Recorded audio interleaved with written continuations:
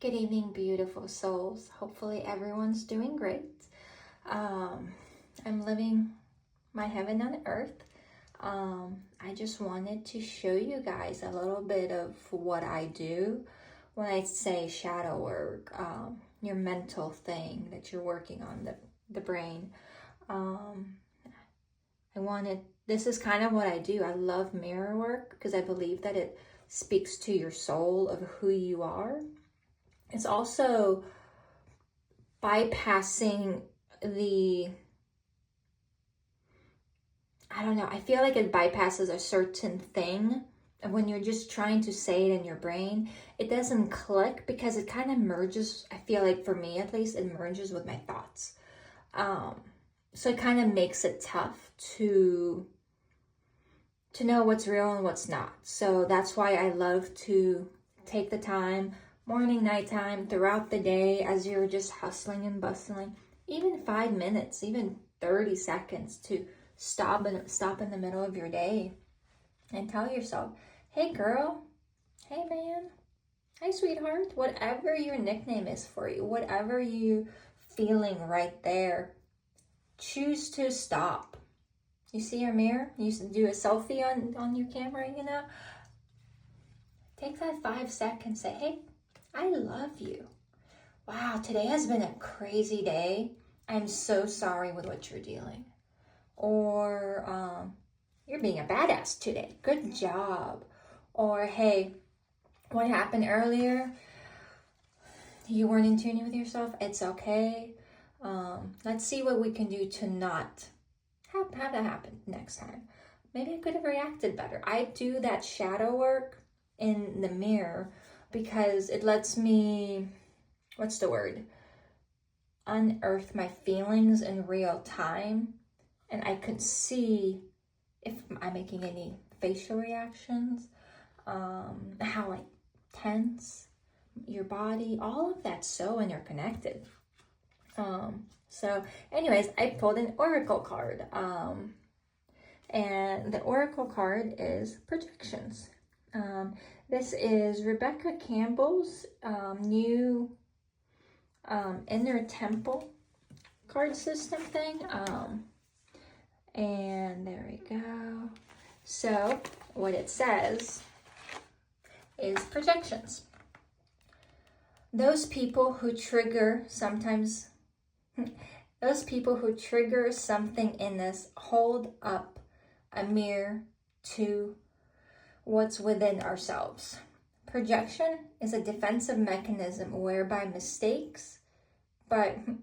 we mistake what's going on within us for what's happening in the world around us. Nevertheless, that which we avoid facing will show up in our lives of faith.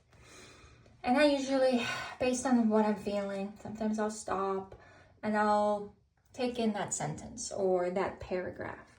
And like for me, the one that clicks, nevertheless, that which we avoid facing will show up in our lives as fate. So we choose to believe that life is happening to us instead of that we're creating it. So when we're in the trauma and the low vibrations and scared, fearful, all of that, we choose to blame everyone else, and it's just something that's happens to us. Yes, this is how it is. I mean, I'm just a bad luck person. I got a family curse. This shit happens to me all the time. I'm a loser. What do I expect? Like, all of that's inside of your brain comes back out and it hurts you. It projects out onto the world, to the people around you. And that happens the same thing back. So if that happens, and logically, this is how reality is, we're just throwing vibrations back and forth. Yeah, world's kind of mean. I mean, we're all kind of mean to each other. That's why the sacred path of love looks at looking life different. It's choosing to be different. It is realizing that things aren't what they are, but there is a way to live better and more compassionate to yourself and from your heart versus just being afraid and saying that this just happens to me. I don't know. And that's what I used to do. I used to think I had a curse. I had, I hit my biggest weight and I projected on everyone else, especially the people who were at the gym and working out, that were putting the time and effort. I was so rose-colored glasses that I didn't realize that in order to get what I want, I actually have to try something. Yes, there's manifestation. There is all of the quantum field, all of that, to tap into your quantum field. Yeah, there's that. But what no one talks about is that you have to go deep in here and you have to clear out the negativity and the yuck for it to work. The other part of it is you have to act out on it. If you just wish for it, you did your shadow work, you're clear, but you're still wishing, but your manifestations and things aren't happening. It's probably because you still have some sort of belief system that's up here that is, I don't deserve it, or that intrusive thought that keeps, I don't think that's ever going to happen. But it's also as well as a vibrational state that you're in. There's so many things that go with it that a lot of these people don't talk about. And it's a multi-level thing. Some people are just on a different frequency and they're able to manifest. For me, I know I'm having issues with it, but I know I'm still working on this. But I also know that I am limiting myself because I have guilt. I feel like I have everything that I need. And I feel guilty for even asking for the smallest thing, even though we're here to create and to enjoy life. And how do you balance that? Doing mirror work, reading some motivational videos or books, reading that thing that looked interesting at the store and you're like, oh, those look like fun cards to learn about, or this looks interesting, but then you tell yourself, no, it's okay. I don't know if I have an extra $10 in my budget to do this, or $15. But sometimes it's taking that chance and going, well, this could make I'm going to go with my intuition. I'm going to go with this, and it's a hard balance, and I'm balancing it. And I'm hoping I could help other people to balance that. Let me go back. So those feelings, behaviors, or beliefs that we choose not to explore, admit, name, or claim are projected onto those around us. Exactly what I was saying. We're just projecting crap back onto each other. And this is why shadow work is crucial, as without it, that which is the unconscious will continues to appear in the external world. So what that means is unconsciously you're projecting, you don't know, and you're just stuck. And I've been stuck, and I'm still stuck every so often, but it's a process. It's a multi-day process. You're trying and you're doing, you fall back and you have to dance a little bit, and you just have to take this as a school of life. You have to be excited to be here and excited to learn, changing that mindset a little bit to being different. So there's wisdom in the saying that when you're pointing your finger at someone else, turn it around and look back at yourself. Of course, it takes courage to do this, for it requires us to delve into the shadows of our psyche. But we'll find the gift of freedom here. Again, that's why I love the shadow work, because I can talk about what hurt me today, or why I got triggered, or why that person made me mad, or what was my feelings that I was not allowing to come up. Even taking a couple minutes during the middle of your day just to come over and check in on yourself. That is fabulous. That is, I believe, part of shadow work, because you're choosing to put aside your old self and put yourself first. And that's taking that shadow and that worthlessness and I don't care about you today. I don't care to talk to you. That's literally what you're telling yourself when you ignore yourself. That's how it is. You're telling yourself, I don't care about you. I'm not going to talk to you. I don't care what you have to say. I don't care how you feel. So we let things bottle up. But when we get to look at each other in the mirror, sit there, breathe, journal in front of the mirror. I know certain phones have journal apps. Do a journal app. Talk to yourself through the journal. 6 months from now, you might be reading your journal and you're going, holy cow, look how much I've changed. Or look at the progress I have made. Oh, look, I couldn't even tell myself I love myself in the mirror the first time. I bawled. I literally bawled the first time. And that's when I knew I had a problem. I couldn't tell myself, I'm proud of you. Couldn't tell myself, I love you. I couldn't look at myself in the mirror and feel proud. And that is a crappy, low place to be. But there's a choice. I had a choice. You have a choice. And that choice is just digging deep into your heart and a mirror. And we all have mirrors. We have selfie cameras. Just choose to dig into yourself. Choose to realize that the projections of others are not hurting you on purpose. It's just the energy exchange, and you're in control of stopping that and transmuting that anger and frustration that they have at the world and at themselves into love. And you send them some blessings. All of that comes back to you. Energy comes back. It's just a circle. It's a spiral. That's just like the transformations. That's a spiral. It's not linear. It's just there. We can be triggered by those who despise.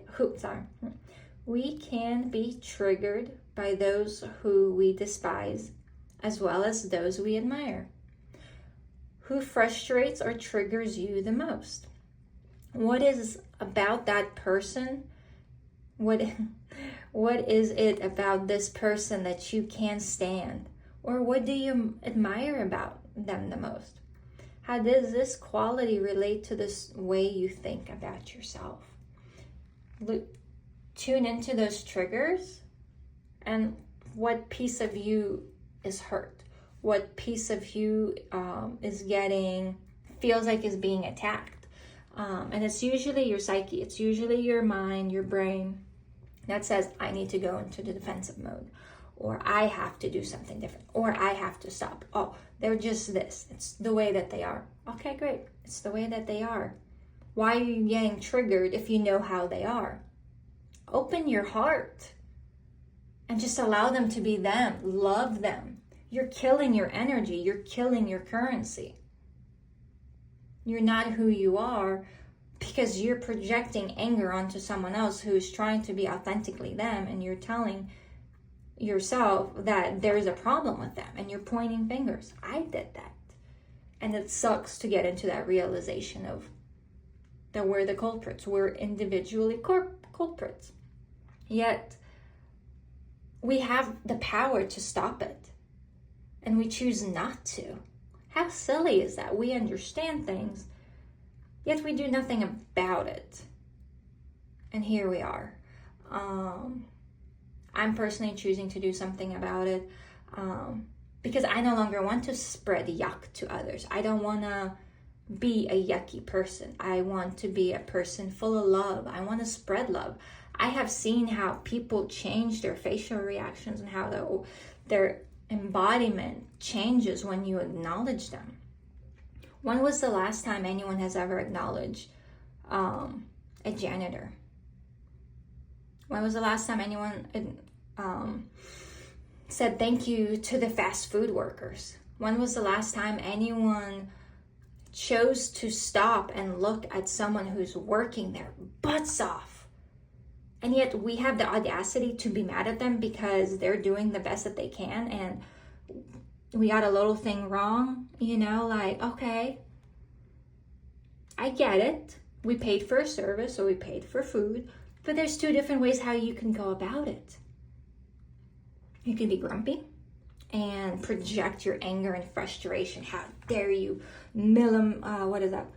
bad worker, whatever those things that our brain tells us. Oh, they're just working at McDonald's. Ew. Why aren't you working at McDonald's? They have the courage. They're doing what they have to do for their family to survive. I give them props. I try to think as much as I can whenever I'm in my brain, in my consciousness, the janitor workers. Try it one day. The look that they give you is holy cow. The acknowledgement that, hey, thank you so much for what I say is, hi ma'am, thank you so much for making the bathrooms look great. I know you're doing your best. Bless your heart and have a great day. Like glitter, that's what you can do. Or you can say, thank you so much for working so hard. I appreciate it. That's it. And just walk away. You don't need to have a conversation, but it takes courage. It takes guts. It takes a certain amount of energy and boop in your brain to do that. Because we have been taught, conditioned to look down on those who are working minimal jobs. Why? We're all just trying to survive here on earth. Why look down upon someone? You're looking down upon yourself because you don't have the guts to do it. They're doing it. You're not strong enough. And it's easier to look down upon them than it is to look like, wow, what courageous people they are. And you know that usually people who are working at McDonald's, janitors, are working 2 to 3 jobs. So what a badass to them. When you start to use your brain for the logical part, that's when the changes happen within your heart. Because the mirror work, this makes you connect and see a different version of people, of yourself. It's scary when you start, but you got this. So that was the card for today. For right now, projections. I feel like all of us take everything to heart of what people do or say, and yet we don't know how to deal with it, because in here it tells us we're hurt, we need to get defensive, we need to stab, and we need to put down. Says who? Says who? Our ego, our subconscious, the collective human beings that are miserable? No, I'm not going to go with that. I'm going to choose something different. And I hope you choose something different that brings you joy, that brings you that little bit of passion and love within yourself, where you feel empowered to be you, to stand up for yourself, to love yourself, to say, hey, I understand that it's kind of crappy out here right now, but wow, my soul is a badass to come down here. That's the stuff that I tell myself. I'll read an article or a book chapter or something, and I have a pull. I should probably go talk to the mirror. And then my brain says, nah, you're comfortable right here. It's cold over there. Whatever it is, it comes up with excuses. Or like my knees right now. I have arthritis, and I'm trying to get my health in order. I'm trying to change my diet. And it works, but today I've been sitting a lot of crisscross, so it's a little bit more inflamed. And like, no, you don't want to stand up. You don't want to do that. You just want to, kind of sit there where you're comfortable. But I have a message to share, and I have this resonating soul in my heart that's telling me, go to the mirror. Just get off your biscuit and do it. Okay, this is the right thing for me. You're right, because we are where we're meant to be. But we also throw ourselves off in our vibrations by not doing what our soul and our heart says. Because we're projecting from here through here versus from here into here, and using everything together. Again, multi-process level. So anyways, thank you y'all for being here. I did almost half the length videos of my last one. So good. Oh, that's another thing I love to do. See, I love to do good job, and then with both hands I'll do good job. I just try to remind myself that I'm doing the best that I can with what I know. I try to give myself a lot of LPGC, love, patience, grace, and compassion, because I know this journey is hard. I know that what I am doing is different, and I am rewiring, and I'm choosing to do this. Therefore, I choose to be gentler with myself. I choose to pat myself on the back, because when was the last time anyone patted me on the back? I'm not going to expect anyone to pat me. I'm going to project that onto myself. Because why not? If I'm going to love myself, I need to treat myself like that. And guess what? Then I can suggest with lots of love and intention that you pat yourself on the back, because it does give you a different feeling. And it's something that has worked for me. But unless you're choosing to be open-minded and trying to try something different, it may not work. If you're looking at me, oh, she's crazy, and that's okay. You're not ready. But know that you're in the right place at the right time, and it's learning, and that's all that matters. So anyways, with that said, I promise, thank you so much for joining the channel. If you watched 5 seconds or the whole video, I thank you. I just want to send you guys lots of love, light, and many blessings. May you find your heaven on earth. Thank you.